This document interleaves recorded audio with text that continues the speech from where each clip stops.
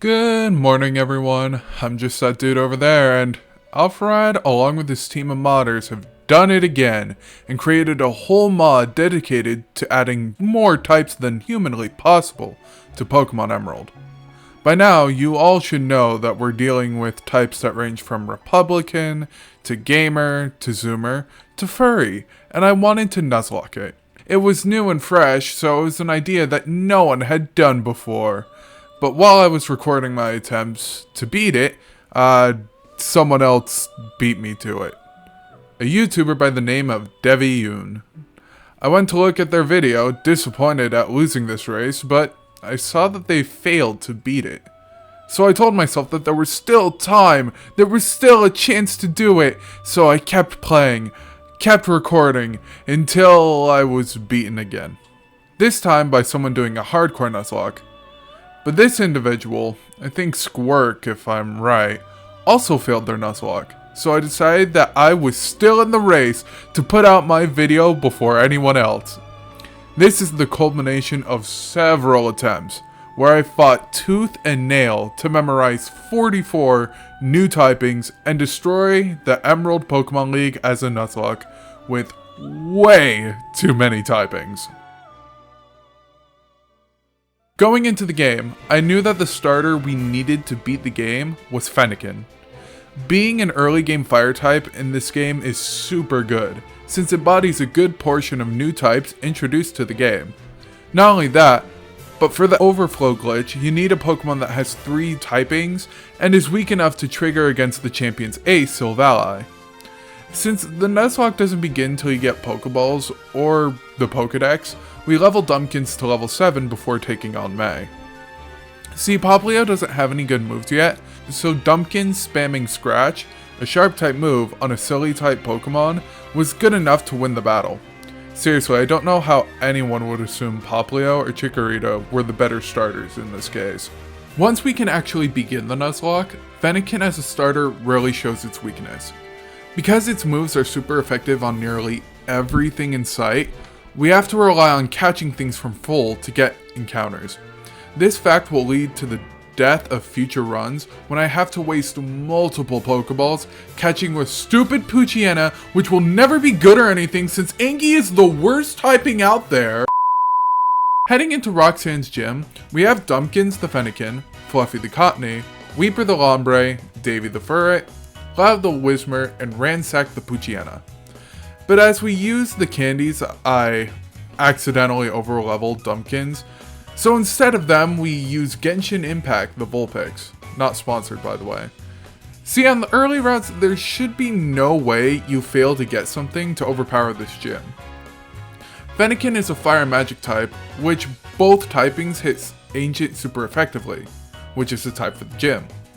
However, if you don't have Fennekin, or say Vulpix that you catch on the route afterwards, Kricketot and Whismur, who are also song types, will give you the edge in the fight. Kricketot evolves into Kricketune at level 10 and learns Disarming Voice, and Whismur can basically solo the gym with Echoed Voice. After this gym, we quickly do a side quest where we save an illegally imported Wingull from a Team Aqua Grunt for an old man with keys to a bow. After obtaining the Pokénav, we get the option to battle May or Brendan before leaving, but this battle is a trap. First off, it's not mentioned on the guide, and because of that, they have an illegal Torkoal. This Torkoal is strong as fuck, and is single-handedly responsible for killing so many of my runs because I just want to kill this thing, alright? But because this fight is an optional fight, you don't technically have to do them, so I eventually learned that I have to stop doing this fight. For Brawly, he uses stinky fighting types, all except for his Ace Sock, which predictably is a D's Nuts type. And I'm sure the moment I said this, you guys had the idea to type Sock on D's Nuts in the comments. Surprisingly, Braxton cannot survive against Sock, despite having the advantage. This lesson would be a swift and painful one, as Double Kick takes out our new Furry type starter. If we had a Krabby, they could be useful, as Crab typing has an edge in this fight. But instead we have to rely on Fluffy's Warm Hug Leech Seed strats to survive against this cruel bastard. We lose loud too, but we do manage to beat it and move forward. Watson is next, and his strategy is truly a degenerate one. Prime types are probably the only types where nothing you get beforehand will help you against them. With the exception of Pikachu, because he's a Pikachu type, unless I'm reading the type chart wrong. But Watson's strategy is to destroy the party with a hype train, which is just rollout for prime types. Prime type hits everything pretty hard, and getting hit with it on a 5th turn is pretty disastrous. Lucky for us, I caught another Pokemon of the D's Nuts typing I called Galahad, who resisted the hype train. And thanks to him having Yawn, I was able to stop Porygon from wrecking our team. For the Ace Whimsicott, we have to rely on Galahad's poisoning and Fluffy's Leech Seed. It was a tough fight, but we managed to defeat Watson without any casualties. We move on to Flannery, but not before losing Davey to Maxie on top of a volcano. Flannery uses Friend and Fluffy types that also use Fire, with her ace being either Arcanine or Ninetales. I couldn't really figure this out as of writing this. The best strategy for this is to just get a Spinda on the route before Fall Arbor Town, as the enemy AI will prioritize paralysis and paralyzing your team before attacking you. And Dance-type Pokemon can't be paralyzed. However, I didn't know this and didn't catch a Spinda, so my time with this gym was wondering why people thought this gym was so fucking easy. We lose half our team to Flannery, losing Loptis to the Gyarados, Genshin Impact the Vulpix, and Weeper the Lombre. I was really not looking forward to the next gym since Dad's a furry, and we have little Pokemon choices to actually go against our dad in a civil manner. But thankfully we did have new Pokemon to get in the desert before coming across our dad. We end up catching La Roche, the dancing Zoomer fighting Scraggy, and murder a Sandshrew in cold blood in the desert tower. I mean, we still catch a Sandshrew regardless, but like, this one was after we caught that one. Just wanted to clarify. With the power of necromancy and modern science, we're able to revive one of the 4 different Galar fossils from their extinction. I really didn't know which one to choose, but through my multiple playthroughs, the only real difference between them I think is their 3rd typing. They're all silly ancient, but Dracovish is dragon, Arctovish is water, Dracozolt is electric, and if I had to assume, because I never got them, Arctozolt is ice. I chose Dracovish because I remember how he had a really good moveset and stats, and with my new team, with Magic Man the Clefairy, we returned to Petalburg to put my dad down. La Roche was able to sweep a lot of this gym thanks to his ability Moxie and Brick Break. And Dracovish managed to take out the Vaporeon and Lopunny thanks to his ability Water Absorb, and, you know, being a water type. With this victory, the world opens up so much, and we even see the moving van after aiding Watson in New Mauville. That van has Mew, and even if we were able to get him by some miracle, we wouldn't be able to use him until the Elite Four thanks to the level caps set in place. Mew joins at level 50, and Juan, the last gym leader, has a level cap of 46. But despite this, getting Mew would have been a challenge anyway, because I forgot the golden rule about Pokemon. See, the reason why Pokemon are strong is because they gain EVs, or is it IVs, after KOing other Pokemon. By this point, my team was so crippled from just being fed on rare candies that it was an actual wonder that we beat Winona with our nutrient deficient Pokemon. But our run does end here, because we lose to May at the Lily Cove Shopping Center. Oh, that just feels so wrong to say. But by this point, we had nothing that could stand to her team. But this was a great first run. We got all the way to Lily Cove and learned the important lesson to manage our Pokemon's levels better. So like Zoro in One Piece, we tell the heavens that we will never lose again. And then unlike Zoro, we end up taking 3 hard losses back to back, barely making it to Watson. Honestly, I blame the failures to a hidden fact about too many types. See, the trainers you face have randomized teams with every reset. So hypothetically, you could come across a team that's really easy in the early game, or a really hard team to play around. The only thing consistent about these teams is that they won't go over a certain level, and they won't use anything that the player doesn't have access to. At least from what I've seen. We don't get another run off the ground until we get to what I dub attempt number 3, which is actually like attempt number 6 or 7, but we don't talk about that. In this run, we managed to clear Roxanne and Brawley without losing our starter. Instead, we lose Boopkins to Braxton to a random Machop in the Trickmaster's house to a critical low sweep. We beat Watson, but suffer 2 casualties, from Phoenix the Vulpix and Lily the Cottony. We end up catching an Axio on the route before Fall Arbor, which we name Iris because I stopped watching the anime during the end of Sinnoh and the beginning of Unova. We conquer Flannery and our furry father without suffering any more casualties.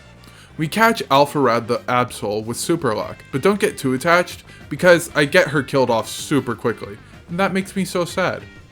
We get through Winona pretty easily too, only losing one Pokemon in the form of Shih Tzu, the Pokemon that shall not be named.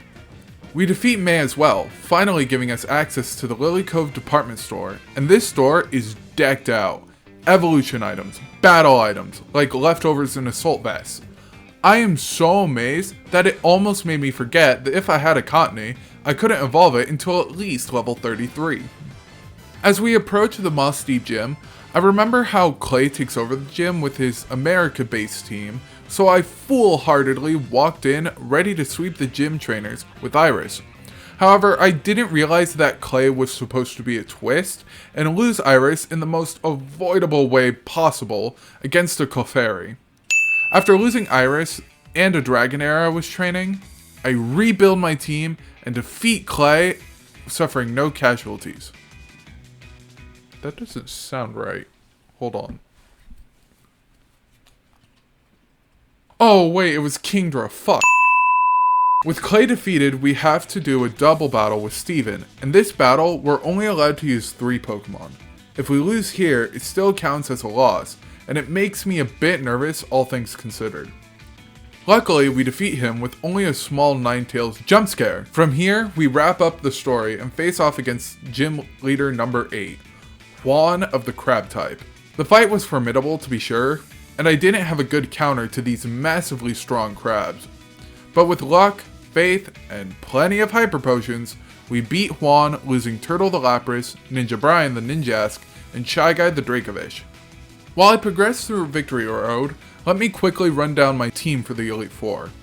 Leading our team is the best girl, Space Dog, the Clefable, a Space Fairy type with Evasion Cosmic Power strats to avoid taking damage. Next is our ace monster Judayuki, the Gastrodon, an OU type slug. Then we have the worst out of context, but something I think someone would love, Dami Mommy the Serena, who is a Grass Smash type.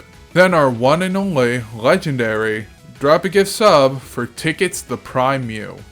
Following this Twitch mod is Gallia the Galarian Rapidash, who is gender friendly and magic typed.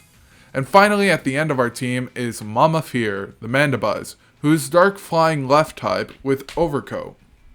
Sydney is the first of the elites who uses silly types as his specialty. However, we decide to spin the tables against him with our prime type Mew, using gift subs to destroy his team. Phoebe is the next elite who calls all gamers to rise up against us to stop us in our tracks. Dami Mommy stops her for the most part until we come across her Beware. I knew we couldn't beat him easily, so I switch into Judai, but that damn bear uses the most Freddy Fazbear move there is, 5 Nights. I didn't know what it did, and I thought it didn't do anything since we killed it the next turn. But oh boy, what this move really did was bite me in the ass, as it killed off Tickets and her Dusknoir after 5 turns. I was furious after seeing this, because I needed Tickets to carry us into the champion fight. The only other annoyance we suffered this fight was when Gallia fought against Grimmsnarl, and I had the bright idea of using Magic Missile to take care of it since I didn't want to Uno reverse any of my other party members into dying. After these 2 normal elites, the game decides to throw Larry from Paldea at us, as the elite of the boring type. The Elite was a sweep from Judai as Surf bodies his team. From there, all that was left standing between me and the champion was the icon himself, the Imposter. He specialized in suspicious Pokemon that range from funny meme names like Among Us to genuinely creepy Pokemon like Licky Licky. Thankfully for us, we cleared the stage with no casualties. But there was a problem. Wallace. Wallace is a water champion in the original Emerald, but here he was super tough. An invincible Wynut, the overpowered Silvally, 2 legendary Pokemon in Deoxys and Latias, Steven's Metagross, and Sans Undertale? But we had to fight to clear the region. We lead with our Space Dog and immediately begin setting up. Wynut can't touch us with any move, so no better time to maximize our defense and evasion. From there, we begin attacking and healing whenever Wynut lands a Miracle, and with 1 down, Wallace sends in Shedinja. Shedinja is a major problem. The Sans type is weak to only Ghost, Steel, Dark, Angie, Friend, Guise, Sus, Bad, Sharp, Zoomer, Gamer, Prime, Smash, and another Sans type. Basically any type that wasn't what we had. If we switch now, we lose our chance to set up again for a later Pokemon we come across. But if we stay in, we have to play with struggle strats. Making a tough choice, I decided to stay in and struggle against the Shedinja. It was tough since his attacks did quite the penny on Space Dog, but she stood her ground and fought until this mean mother ducker went down. Next was Silvally, and thanks to Wynut, our Clefable was reduced to a baby type, meaning the most damage Silvally could have done was 4 times effective. Despite this, Silvally couldn't kill us with multi-attack, meaning Silvally also fell to struggle strats. Our luck, however, wouldn't last forever. Deoxys was sent out next, and with 1 Crab Hammer, destroyed our Space Dog in 1 shot. I took it out with Judai and carelessly thought that he only had 1 Pokemon left with Metagross. However, he sends out Latias, and because Latias had Levitate, Earthquake wouldn't kill, so I switched to Mama Fear to hit it with Fly. But it sets up 2 Calm Minds and killed Mama Fear. By this point, nothing could have stopped it, and so in 4 turns, Latias had claimed the entire party with her Stab OU typing Ice Beam. Now, normally, with this loss, I could have just stopped here, made a video, and just get this thing out as soon as possible. And I was so tempted to as well, to just stop, to just finish here and push on through. But I didn't. If I had stopped now, I would be just the same as the others before. Someone who couldn't do it but made a video about it to capitalize on its popularity. I knew I could do better, and I wanted to do better, so I started again. And again. And again. But no matter how far I got, I could never clear the first half of the game. A random trainer would knock out a key Pokemon and we'd wipe to Watson. I tried to raise EVs for our Pokemon, but they would die to a wild Pokemon and I'd have to waste more time training them to get our team back into shape. It was so stressful and taxing and aggravating and I stopped. I was losing my mind. I had just become so engrossed in completing it that I began to play so sloppily. I needed a break to recharge my batteries and to relax and think of a better game plan moving forward. So after recording a new video that may or may not come after this one eventually, I was ready to re-enter the ring with new determination and resolve to beat too many types as a Nuzlocke. We name ourselves Andy and pick up Portal the Fennekin. On our way to Roxanne, we construct a team consisting of Scuffle the Whismer, Flamingo the Krabby, Solee the Cricketoon, Kill the Lombre, and Player the Cottony. We clear out Roxanne with an echoed voice sweep from Scuffle and move on to Brawley. Thanks to Leech Seed and Warm Hug from Player and Fury Cutter from Solee, we beat Brawley with no casualties and move to Watson. While we may have been lucky with our winning streak so far, Watson wouldn't give us the same luxury as the other leaders. With his team of prime types, they slaughtered our team in what can only be described as a bloodbath. It's a shame too, because Player would never get a chance to become a Whimsicott himself, with the Sunstone we're looking for being 4 gyms away. But we didn't falter. We built a new team, consisting of our survivors Flamingo and Portal, and added Linda the Dance Silly Friend, along with Oscar the Swablu, Schlegoo the Slugma, and Honest the Pseudo-Wudo. We were ready to face against Flannery, but Maxie had another idea. By using Swagger, he got Portal killed off in an event that I can only call Anti-Furry Apocalypse 2023. I'm sorry, Dad, I guess I can't be a furry trainer. A trainer that you wanted me to be. We decide to add Hatsune Miku, the male Lickitung, to our team, and proceed to sweep Flannery with Happy Feet, Wombo comboing Spinda, who is immune to Flannery's attempts to paralyze her. We receive Arctivish, who we also call Oscar, and move to Petalburg to tell our dad the bad news. With Pseudo-Wudo spamming Woodhammer, we beat Norman and open the map to new encounters. We catch Jerry the Merrill, Under the Wishy-Washy, Capture the Tranquil, Shinji the Buizel, Imposter the Fungus, and my favorite, Chibi the Elekid. We work our way to Winona, losing Oscar the Swablu to Brendan, and Linda to a trainer in Winona's gym. But thanks to an unlikely evolution from Hatsune Miku, we sweep the singing and dancing gym with the Thunderbolt TM we get from Watson. After defeating Brendan for the last time in Lily Cove, we evolve Chibi into an Electivire and welcome back a Legacy team player with Legacy the Serena. While we might have been prepared for Moss Deep Gym's trainers this time around, Clay was another story. We lost Chibi to an Aftermath Pyukamuku who spammed Pain Split while training Legacy, and a new member of our team, Latex the Seadra. We raise a new team of Imposter the Among Us, Peekaboo the Dust Noir, Liquor the Clefable, Latex the Kingdra, Legacy the Serena, and our old friend Flamingo the Kingler. But this battle wouldn't be as easy as before. Peekaboo dies immediately to a shoot from Duraludon, and it's up to Sniper boosted Latex and the rest of our team to beat the double battle Clay before he can deal any more casualties to our group. And thankfully, we beat this team with Brine from Latex. We finish the story once more and reach Juan, our final gate before the Elite Four. I tried to raise Captcha for the gym, but they fell during training. So instead, we bring Vibes the Gastrodon to aid us in our final match against the gym leaders.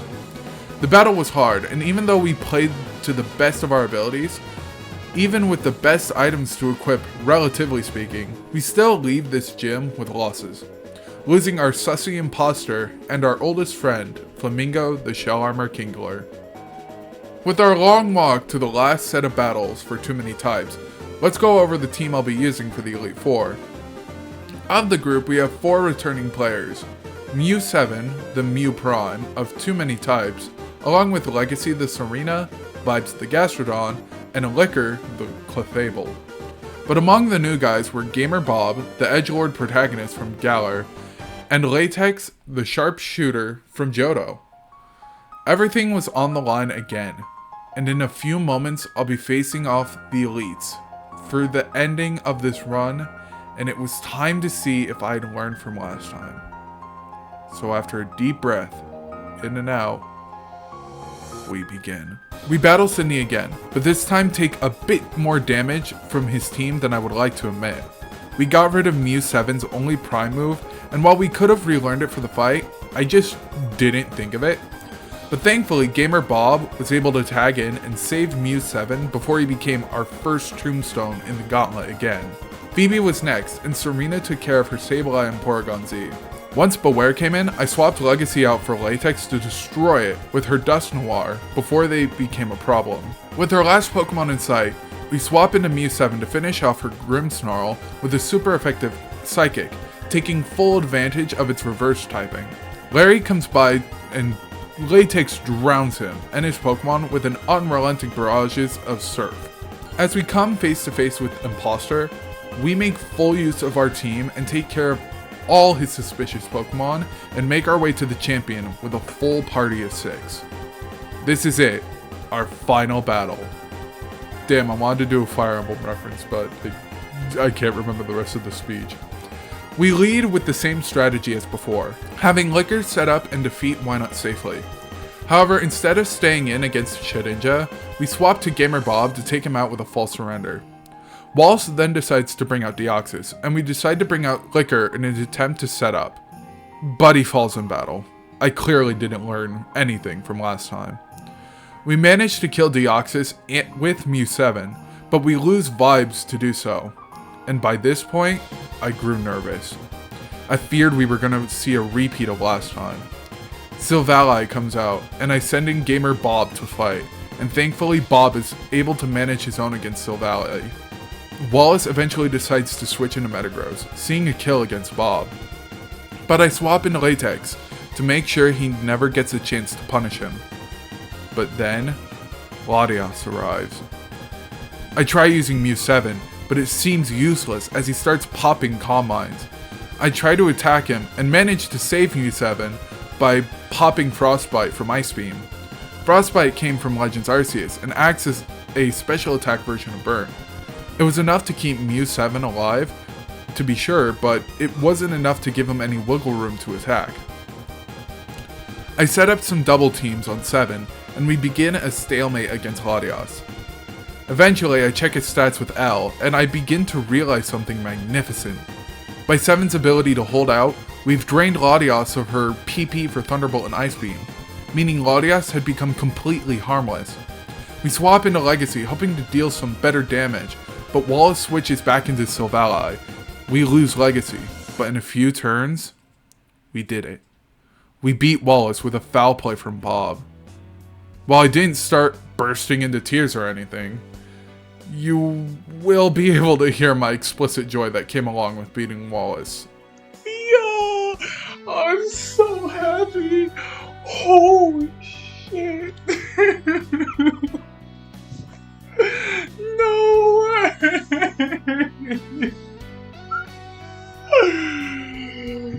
Oh.